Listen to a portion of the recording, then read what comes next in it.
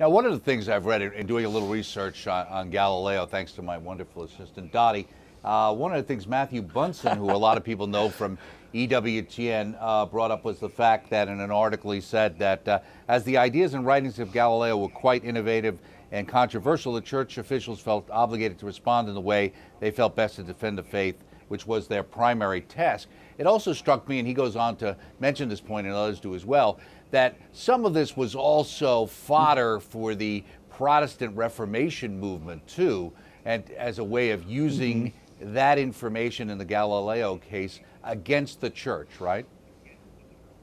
Right, and of course, you know, I don't know if that was Urban VIII's real problem, but it was certainly an extrinsic problem that I think both Galileo and the Pope were aware of. In other words, when you start making these kinds of statements, are you going to kind of play into, you know, the diplomacy of, you know, kind of making a rift between Protestants and Catholics, and then giving maybe Protestants some fodder to criticize the Catholic Church?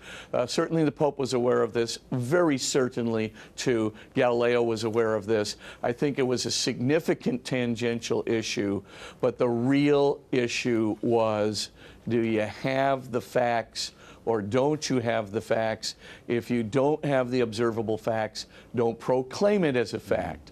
And as I said, that's the same requirement we use today for any peer-reviewed scientific journal. And if you publish something as a fact that you don't have the evidence for, you will be forced to retract it. And of course, you will bring great shame on yourself in so doing.